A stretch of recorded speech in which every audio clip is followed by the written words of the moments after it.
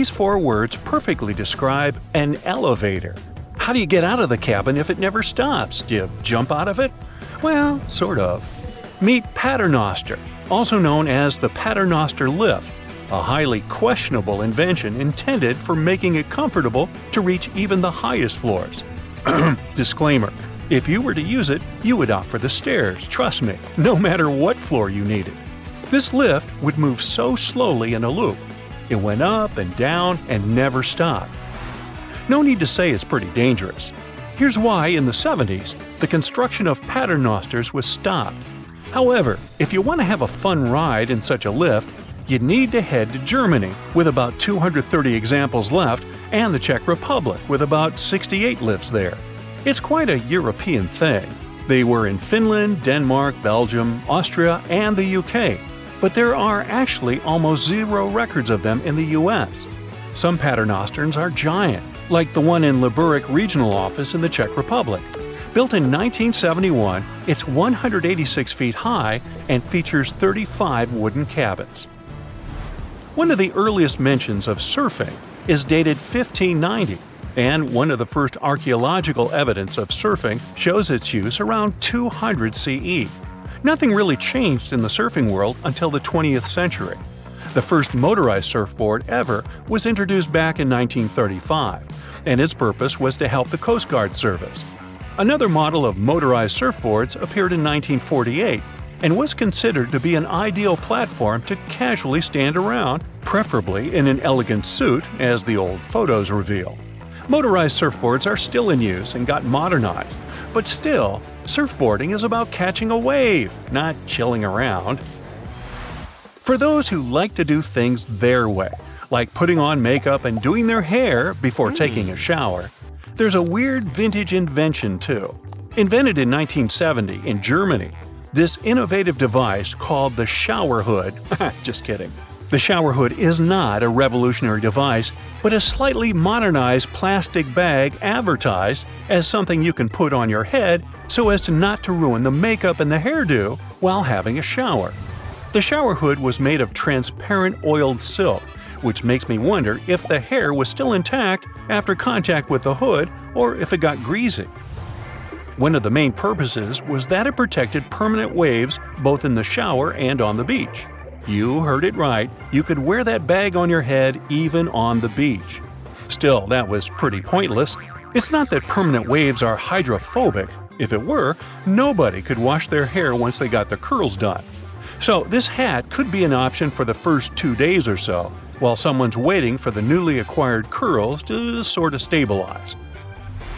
Now, if the shower hood doesn't sound crazy enough, here's the face cone. It's not the first beak-shaped mask in history, but it's the first one that was designed to protect the face from blizzards. Invented in 1939 in Canada, the quaint device never gained popularity. I wonder if it fogged up just like glasses do, given the weather conditions in Canada. Seems like it's the very reason nobody was a fan of this invention. Want to scare your households? Then Hamblin glasses are exactly what you're looking for. Well, they were initially intended as something that can enable you to read while lying down on your bed without having to lift your arms. The trick is that they have mirrors inside, and you can see at a 45-degree angle. This invention will soon turn 90, as it was invented in 1936. And yep, these glasses still exist.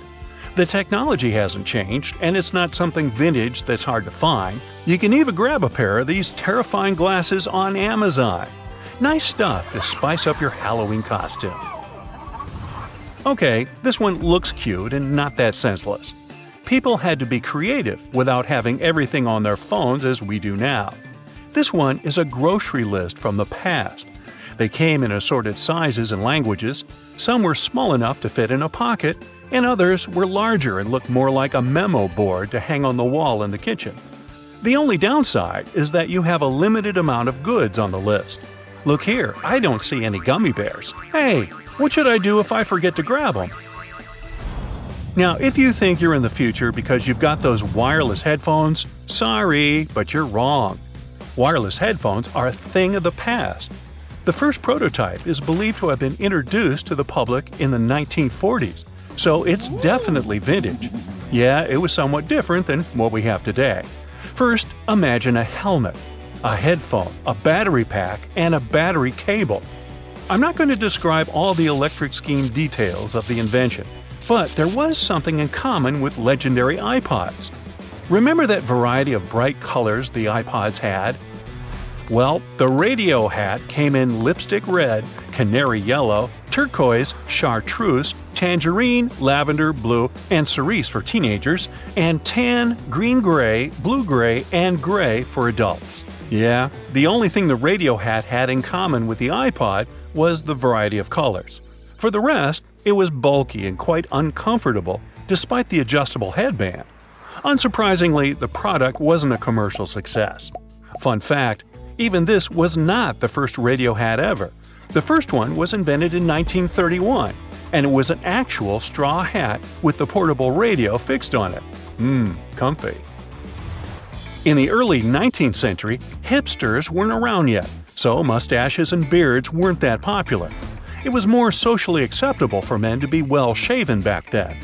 People are lazy and time is precious, so shaving wasn't easy to squeeze into any morning routine, especially without all those fancy accessories and cosmetics we have today.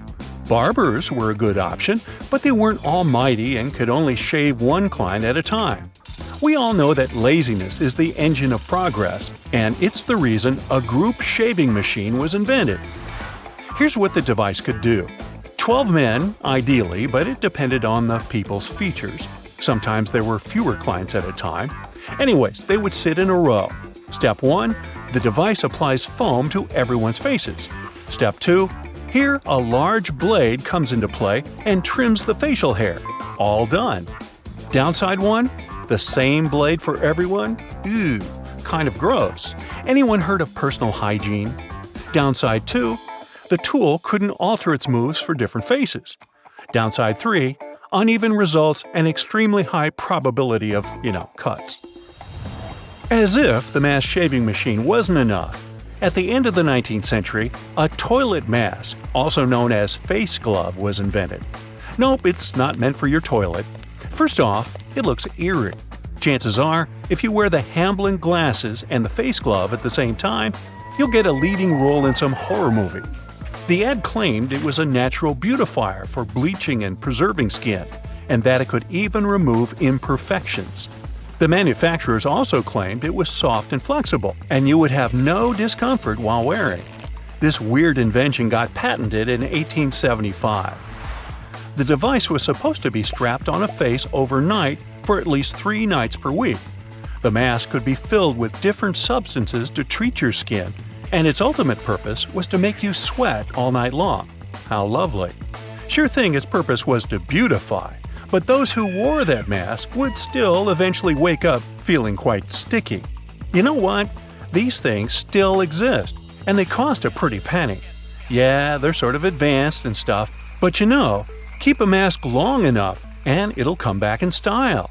So if you ever thought of grabbing such a beauty device, go check your great-grandmother's attic. There might be a vintage face glove waiting for you, but make sure there's not a face still in it. Yeah, that's creepy. That's it for today. So hey, if you pacified your curiosity, then give the video a like and share it with your friends. Or if you want more